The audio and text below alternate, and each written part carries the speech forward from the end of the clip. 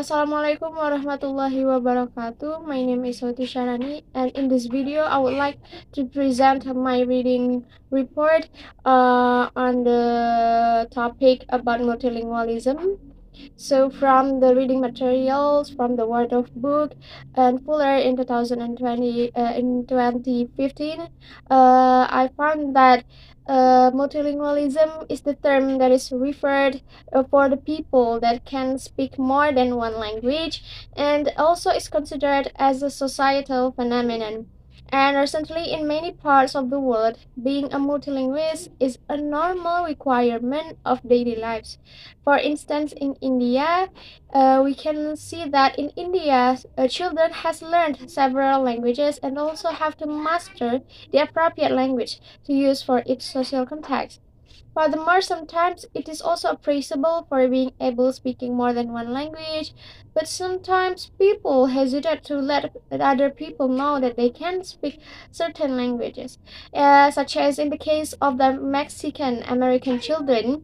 They can speak indigenous languages, but they often didn't want to admit this because the indigenous language status in Mexico is low. And furthermore, there is also a phenomenon called contact languages, that the context has the possibility to influence the people language chose to use in daily lives. For example, according to Gompers and Wilson's 1971, in their research in Kupwar village in India, the society spoke four languages that distributed based on the caste. The highest caste, the Jains, spoke Kannada. The lowest caste spoke Marathi. People in different cases also needed to speak the Telugu-speaking rock makers. And as I have mentioned before, that there are also some parts of the world that looking down to people who speak multilingual or who speak or can speak more than one languages. However, initially the prestige is attached to few languages such as classical Greek, Latin, French, Italian, and etc. Meanwhile, for people who can speak such as Russian, Japanese, or Chinese, we're not too looking prestigious, and thus especially immigrants who tend to occupy low position in society. And nowadays, an area study in the sociolinguistics of multilingual societies that develops is the topic of linguistic landscapes. Linguistic landscapes study the display of languages in public spaces, such as signs, billboards, advertisement, and gravity. It shows that language appears in public space also show the ideologies concerning particular codes and their speakers.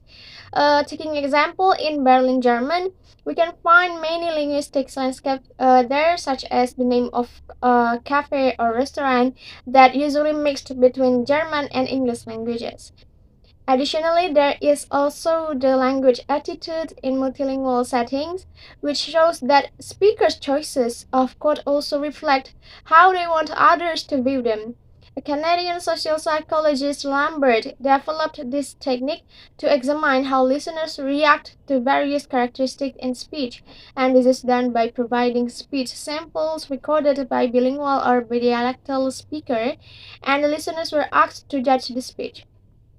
However, regarding to the ideology, there are people who have a monoglossic ideology. What is monoglossic ideology? It is people who believe that languages should be kept strictly separate. Meanwhile, there is also pluralist ideology. It is people who believe to value the various ways of speaking.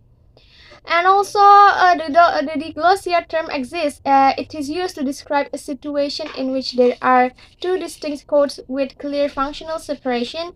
In each situation, there is a high variety that is marked by edge. Letter of language, and also low variety that is marked by L letter. For example, Standard German is categorized as H, and Swiss German in Switzerland is categorized as L. So the H variety is considered prestigious, powerful variety. Meanwhile, the L variety lacks prestige and power. In addition, in multilingual discourse, a term code switching exists. It refers to the phenomenon of speakers that they may decide to switch from one code to another code or to mix the two codes even in very short sentences or utterances. Moreover, Blum and Gompers in 1972 also introduced the concepts of situational and metaphorical code switching. The situational code switching occurs when the languages used change according to the situations, and metaphorical code switching is the choice of code carries symbolic meaning that fits the message. That is all of my reading report. Thank you. Assalamualaikum warahmatullahi wabarakatuh.